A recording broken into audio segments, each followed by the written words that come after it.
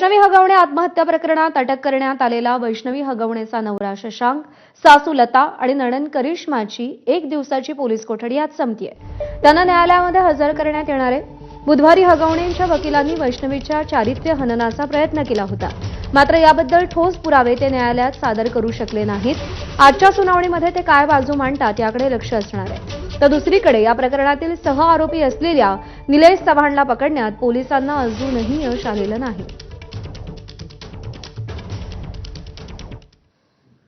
दरम्यान वैष्णवी हगवणे आत्महत्या प्रकरणामध्ये काल सुनावणी पार पडली. या सुनावणी दरम्यान हगवणेंच्या वकिलांकडून वैष्णवीचं चारित्र्य हनन करण्याचा प्रयत्न करण्यात आला. वैष्णवीची एका व्यक्तीसोबत सुरू असलेलं चॅटिंग आम्ही पकडलं होतं आणि तेव्हापासून ती आत्महत्येचा प्रयत्न करत होती असा युक्तिवाद हगवणेच्या वकिलांकडून करण्यात आला. तर नवऱ्यानं बायकोला कानाखाली मारणं म्हणजे छळ नाही असा अजब युक्तिवाद हगवणेच्या वकिलांकडून करण्यात आला. दरम्यान वैष्णवीचा सासरा राजेंद्र आणि दीर सुशील हगवणेला 31 मे पर्यंत पोलीस कोठडी सुनावण्यात आली आहे.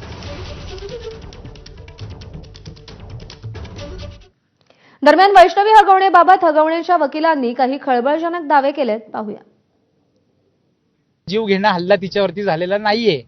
अशा किरकोळ स्वरूपाची जी काय एखाद्या नवऱ्याकडनं एखाद्या पत्नीला मारहाण जर होते तर ते सुप्रीम कोर्टचं जजमेंट आम्ही आज दिलं कोर्टामध्ये की एखाद्या दिवशी असा एखादा इन्सिडेंट झाला, रागाच्या भरामध्ये नवऱ्याकडनं जर एखाद्या पत्नीला हल्ला झाला तर ती डोमेस्टिक व्हायलन्स होत नाही, ती हॅरेसमेंट होत नाही.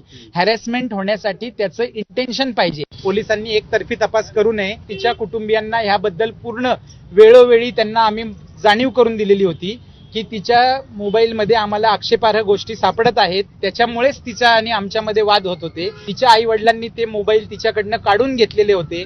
त्या मोबाईल मधली जी काय चॅटिंग आहे ती आम्ही सुरक्षित ठिकाणी ठेवलेली आहे. योग्य वेळ आल्यानंतर आम्ही ती चॅटिंग कोर्टासमोर देणार आहोत. 2023 ला लग्न झाले.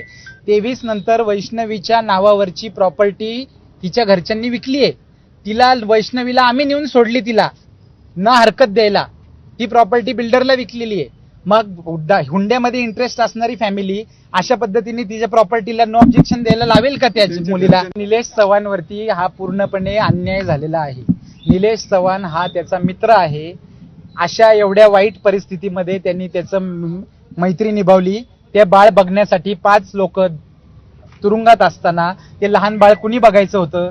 ह्यांना अंत्यविधी झाला तेव्हा ह्यांनी बाळ काही नेलं नाही.